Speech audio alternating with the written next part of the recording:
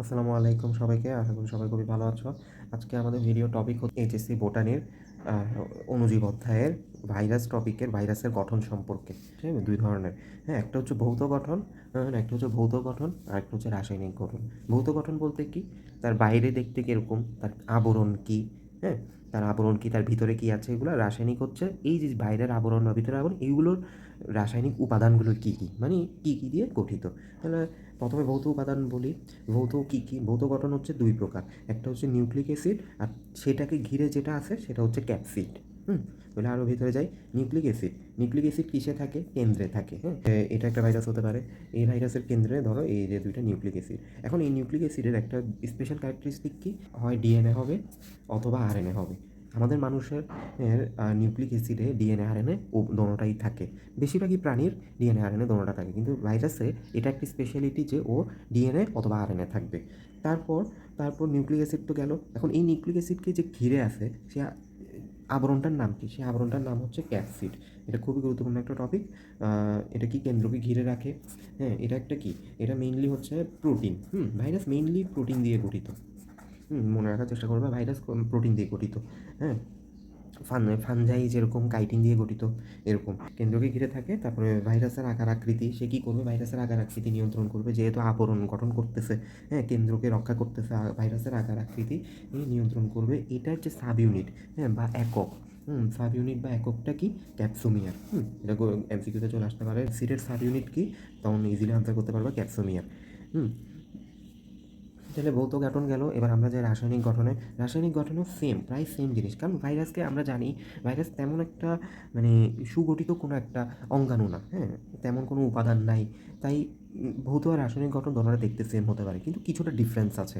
যেমন আমরা যে নিউক্লিক অ্যাসিড পড়ছিলাম, আমরা বলছিলাম না যে ডিএনএ অথবা আরএনএ থাকবে। এখন ডিএনএ কার মধ্যে থাকবে আর আরএনএ কার মধ্যে থাকবে? এই যে আমি এখানে লিখে রেখেছি যে উদ্ভিদ ভাইরাস বেশিরভাগ বইয়ে, আমাদের বইয়ে লেখা আছে যে বেশিরভাগ উদ্ভিদ ভাইরাসের নিউক্লিক অ্যাসিডটা কি? আরএনএ। ঠিক আছে? আর প্রাণী ভাইরাসের নিউক্লিক অ্যাসিডটা কি? ডিএনএ। ঠিক আছে? এই ২ টা কিন্তু খুবই গুরুত্বপূর্ণ। এই ২ টা জিনিস এমসিকিউর জন্য মাস্ট ইম্পর্টেন্ট। এবং আমাদের বইয়ে অনেকগুলো উদাহরণ আছে যে কোন উদ্ভিদ ভাইরাসগুলো আরএনএ, কোন প্রাণী ভাইরাসগুলো ডিএনএ। এগুলো আমরা দেখে নিব। এবং এমনও কতগুলো উদ্ভিদ ভাইরাস আছে যেগুলোর নিউক্লিক অ্যাসিড ডিএনএ, আবার কতগুলো প্রাণী ভাইরাস আছে যেগুলোর নিউক্লিক অ্যাসিড আরএনএ। যেমন এইচআইভি ভাইরাসের নিউক্লিক অ্যাসিডটা কি? ডিএনএ। RNA, sorry, RNA. প্রাণী ভাইরাস তো ডিএনএ হবে। তারপর নিউক্লিক অ্যাসিড গেল। নিউক্লিক অ্যাসিডের পরে কী থাকবে? প্রোটিন। এই প্রোটিনটা কি? একটু আগে আমি বলছি না যে ক্যাপসিডের মূল উপাদান কি? প্রোটিন। তাহলে এই যে মূল উপাদান প্রোটিন, এটা কি? এটা রাসায়নিক উপাদান না? এই যে এখানে প্রোটিনটা কি? এখানে আবার উল্টাটা কি? উল্টাটা হচ্ছে প্রোটিনের উল্টা হচ্ছে কি? ক্যাপসিড। সেম জিনিস। তো এখন কি একই কথা, একই ক্যারেক্টারিস্টিক তারকেই যে কেন্দ্রকে ঘিরে রাখা, তার মানে কি নিউক্লিক অ্যাসিডকে সে রক্ষা করবে। নিউক্লিক অ্যাসিড সে সংক্রমণে সাহায্য করবে, যেহেতু তার বাইরে প্রোটিন আবরণটা থাকবে, সেটার মধ্যে তার রিসেপ্টর থাকবে। সেই রিসেপ্টর দিয়ে সে আমাদের শরীরে বা কোনো প্রাণীর শরীরে ঢুকে সে সংক্রমণ ঘটাতে সক্ষম হবে। তারপরে সে অ্যান্টিজেন হিসেবে কাজ করবে। অ্যান্টিজেন জিনিসটা কি? আমাদের শরীরে যখন বাইরের থেকে কোনো কিছু ঢুকে, যেমন আমাদের শরীরে অ্যান্টিবডি থাকে আমাদের শরীরকে রক্ষা করার জন্য। সেই অ্যান্টিবডির এগেনস্টে যে ঢুকবে শরীরে, যেমন ভাইরাস, ব্যাকটেরিয়া, এদেরকে আমরা কি? অ্যান্টিজেন বলি। সেই অ্যান্টিজেন হিসেবে কাজ করবে কে? আমাদের ক্যাপসিড। ভাইরাসের ক্যাপসিড এটা। এবং যেহেতু এটা একটা অ্যান্টিজেন হিসেবে কাজ করবে, সর্দি জ্বর যখন হয়, আমাদের যখন হাঁচিটা আসে, একটু কুচকুচ করে না নাকটা, একটু কেমন অশান্তি লাগে না? সেই অশান্তির কারণটাই হচ্ছে কি?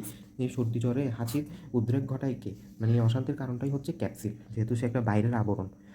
তারপরে অনেক সময় এরও বাইরে একটা আবরণ থাকে, হ্যাঁ, যেটা আমাদের ভাইরাসে, কিছু ভাইরাসে, হ্যাঁ, যেমন ইনফ্লুয়েঞ্জা ভাইরাসে, হারপিস ভাইরাসে, এইচআইভি ভাইরাসে, তারপর করোনা ভাইরাস, রিসেন্টলি যে লাস্ট যে ভাইরাসটা, মহামারীর ভাইরাসটা, সেটাতে হচ্ছে কি আরেকটা বহিঃস্থ আবরণ থাকে। সেই বহিঃস্থ আবরণটা আবার কী দিয়ে গঠিত? সেটা আবার লিপিড অথবা লিপোপ্রোটিন দিয়ে গঠিত। লিপোপ্রোটিন মানে হচ্ছে লিপিড প্লাস প্রোটিন। একটু আগে আমরা দেখছি কি ক্যাপসিডটা শুধু প্রোটিন দিয়ে গঠিত, কিন্তু এই আবরণটা যেটা মানে এই ভাইরাসগুলোতে থাকে, এই এই আবরণটা কোথায় কী দিয়ে গঠিত? লিপিড মানে চর্বি আর কি। লিপিড সহজ বাংলায় বলতে গেলে চর্বি অথবা লিপোপ্রোটিন, লিপিড প্লাস প্রোটিন দিয়ে গঠিত। এদের সাব ইউনিটের নাম কি? এদের সাব ইউনিট হচ্ছে পেপলোমিয়া। তাই এটাও এমসিকিউর জন্য গুরুত্বপূর্ণ। এখান থেকে চলে আসতে পারে যে পেপলোমিয়ার কিসের একক? ভাইরাসের লিপিড লেয়ারের বা বহিঃস্থ আবরণের একক। একদম ইজি আনসার। তো একটু মাথা ঘাটায় উত্তর করতে পারলে আমরা কিন্তু এমসিকিউতে ১ নাম্বার খুব ইজিলি ক্র্যাক করতে পারি। তো আশা করি আজকে ভিডিও উপকারে আসবে। হ্যাঁ, তুমি অবশ্যই ভিডিওতে লাইক কমেন্ট করবা।